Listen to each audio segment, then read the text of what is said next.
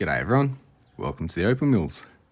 Today we're gonna head away from Andamuka and up into Queensland, Boulder Opal country here, and we've got some stones to cut.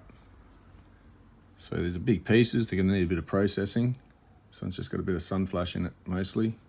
In here, gets really nice reds in that as well. I'm not gonna get it come up on the camera, am I? It's in there, in that clear patch anyway, which extends past in under here. So we're going to knock the top off this one and figure out what stone's in there. Why is that not coming up? I have the light on and everything. But yeah, it's very sun flashing there. There you go, you can see a bit in there. Bit of green then. No, it doesn't want to play ball. So yeah, there's a stone in there we're going to try and get out. And another one over here. I've had these pieces for a little while, been waiting to get to them, and I finally got these plates to process the material with without destroying my pads. This one's got a nice thick bar of opal over the top, which will get a really nice stone in here, I think. It's going to need some slicing. We may even get another one off of here, and we'll see what happens on the back. It does continue round, but it's very dirty, but we'll see what we can scrounge up. So yeah, today going to be using these again. I think I showed them in the last video. So we've got 600, 1200 and 3000 hard plates now, which will help not wearing my pads down, working with the ironstone. Some of this will work straight on the pad when I go to face it because it's pretty much all opal. It's very thick. Let's see if I can't get light to do its thing.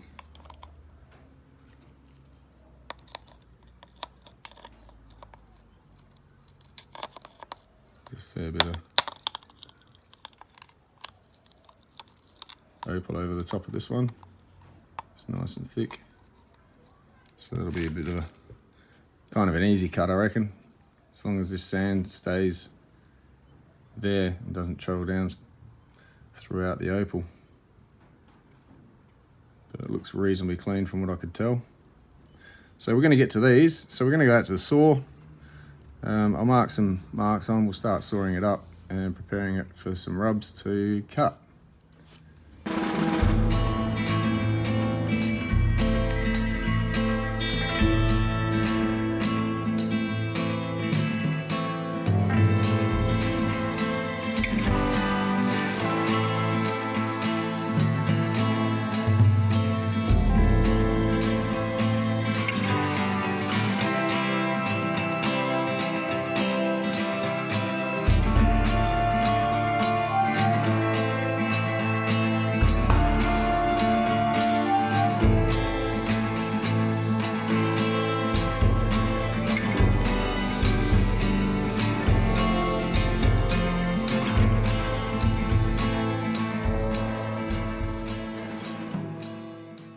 Okay, that turned out quite well. I'll zoom back out for a sec. This piece I've decided, after cutting that, I was just trimming off the top off the stone to bring it in a bit less wear for when I was grabbing this stone. But the more I looked, this opal literally just travels all the way around this central core of ironstone. And I've never come across that sort of thing. I'm sure they exist. But I think a carving's in order for this one in another video shortly, so I can't wait to get to that. But I think that's going to be an awesome specimen piece. Who wouldn't want to stare at a piece like that? It's big enough to handle without fear of damaging it too much. I think it's, yeah, look great on the shelf, and people can actually handle it without damaging it. But yeah, that's so cool. So we're going to keep that one like that. And this one, now that we've got that knocked off the end there, hopefully you'll be able to see a bit better what I've been trying to tell you about the colour. Still not going to show the red though, is it? There we go. It's a really watery sun flash that's in there, but it's red. How can you say no to that? So we're going to see what we can do with that piece, which sort of travels under this bit. I don't know if that goes all the way down or not. or if that'll come out as it's sitting on top, but either way we'll find out. So that's that piece, and it did sort of break apart during the slicing part. The chunk fell off here, which exposed, unfortunately, a bit of a fracture through it. There's not much over here anyway, but there's some really nice, again, watery colour just on the top here. Just glints. But why not? See if we can get a stone out of there too. Big nice pendant piece. Might have to slice this off the end yet. And oh, the kids are out the back. So we've got this one too. This sort of broke apart off it and exposed this little bit in here, and I'm pretty sure I should have sliced that one off. But yeah, we can get a nice little stone out of there. I'm pretty sure.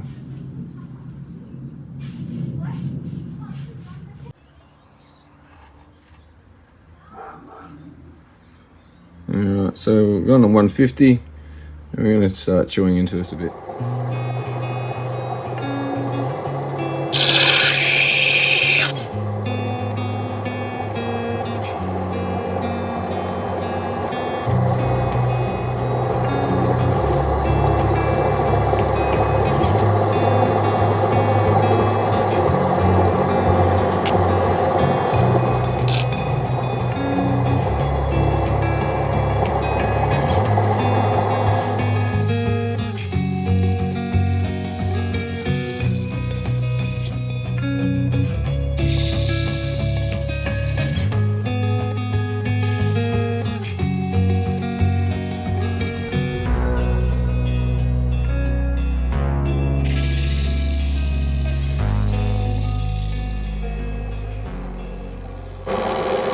We're on to the 1200 grit now, and it's coming along well. First stone, learning to cut on a wuttkewheel. That's how easy it is, folks. It's a cabochon, as I was explaining to James, that once you learn this, it's all about reading, and it's coming along really well. Light, low to medium, going.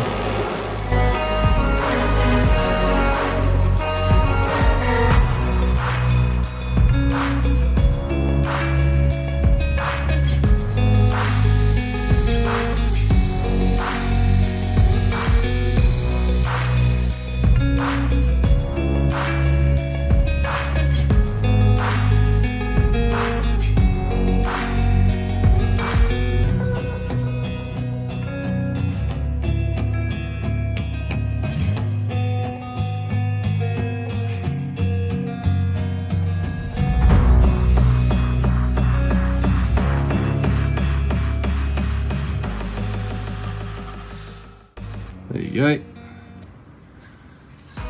Start again. There we are. A little bit foggy on top. It's a bit cold out here at the moment.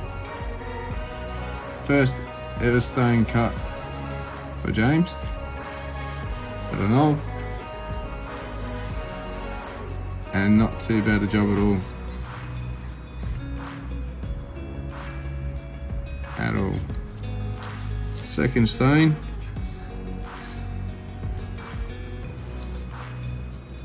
Got a bit of help on the back with this one.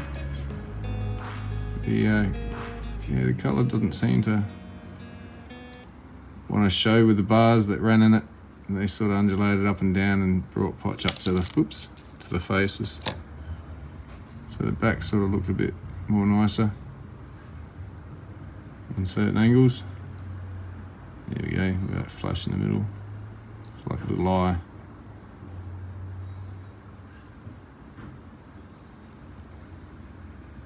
Foggy fingerprints all over it. So that's awesome. And this one I did have a bit more of a help with. It's a difficult cut to learn.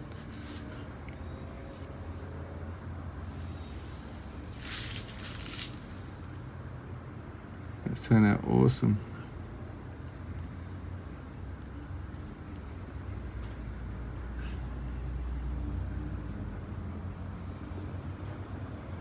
A bit of issue in the back, but that can be closed back. That's all you'll see, and that's all that matters. So there we go. So that's as far as we are at the moment. It's got a reasonable shape to it. It's a little bit uneven, so I've gone and put some level marks on it that we're going to start cutting it to according to the flat back and how I perceive the top to be. So we've got this top line comes up and over, so where this bottom or middle line, one underneath it anyway, we'll roll everything from there up to meet up that top line like it does here. The gap between the second and third line, or bottom line and middle line, is going to be left to retain shape, and the bottom will be tidied up from the bottom of that line, bottom line, under. So go and do that. I think I can get this on the wheel too. It's a bit of a shallow sort of enough, I can pretty sure get the wheel onto it. So we're going to try that. Saves having to carve this piece and go from there.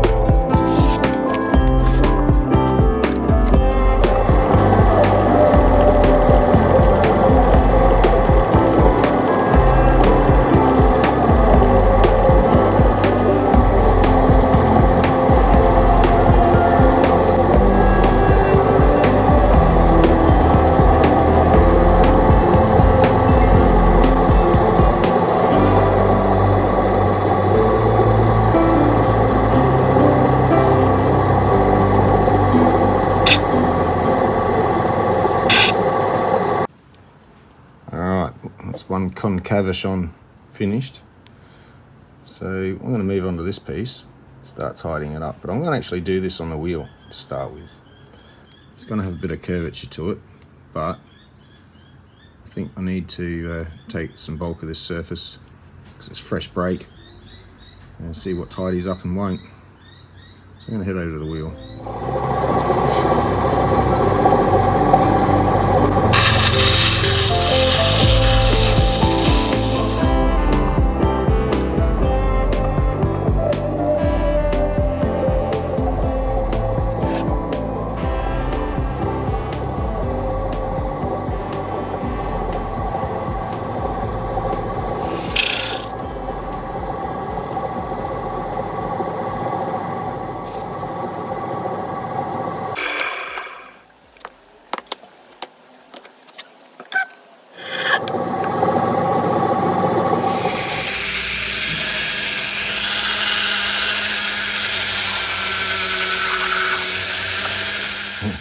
So yeah, this video has taken a little bit longer than I expected, but here's our finished product.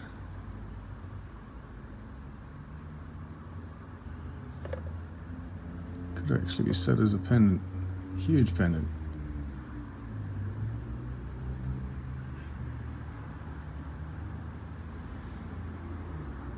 Colour is in there.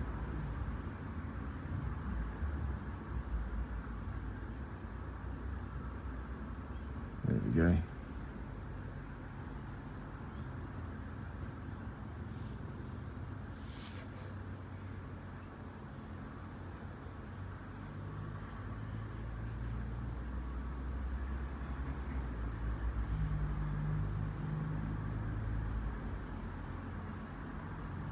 There we go. And flash.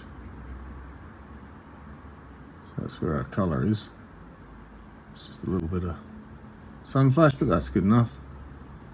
It's quite a nice stone either way.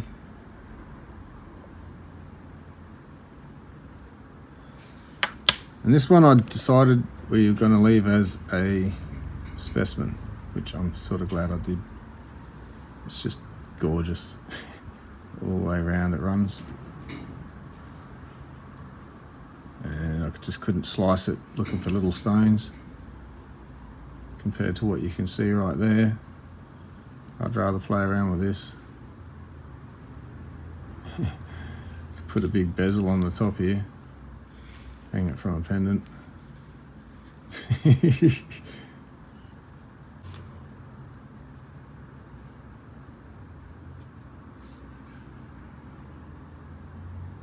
So yeah, quite pleased with the way that's turned out.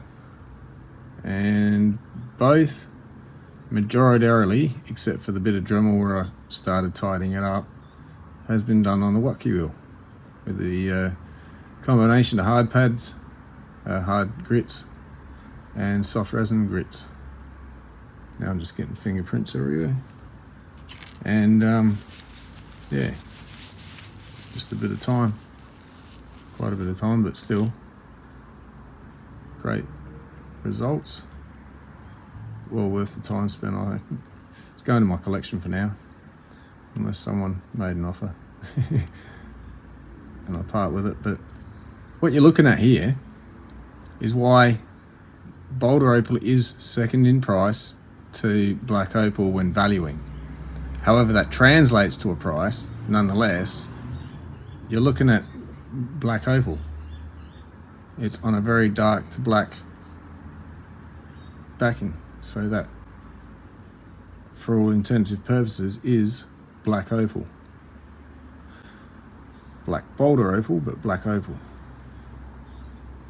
And when you consider you have this translucent sort of clear potch colour bar on top of ironstone, which gives it its dark black backing, there's no real different to having a black potch backing on, yet again, translucent crystal on black potch. Both are naturally formed, and the only reason the black opal, in my understanding, gets the higher price is because it is entirely opal. But there we go.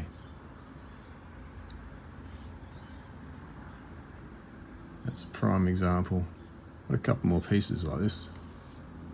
Those I think I will cut into stones, but they've got just as nice colour. There we go. So I was trying to get this video out before I listed all the Boulder opal of recent. If you haven't seen that, check it out at the opalmills.com.au website. That's where I do my selling. Put a few pieces up from the same chap that I got this from. This I purchased over a year ago now. It's going to need a bit of a squirt. It's got a bit of cerium oxide in little gaps. It's not going to be seen. Don't worry about it. So yeah, I caught up with the chap again, and I hand selected some pieces out of what he had available, and a few people have bought quite a bit, and there is still a bit left. If this goes well enough, I may do it again. I'll have another pick through, but yeah, that's going to be left up till this Sunday. Since this video is up forever and a day, it's probably going to be irrelevant after this Sunday from when this video is posted. So anyway, I'm going to go on with the next one. We've got some gold to work with on a pendant. Quite a bit of jewellery, and a Mooka trip coming up in around 2 weeks or so, within somewhere. But for now, cheers.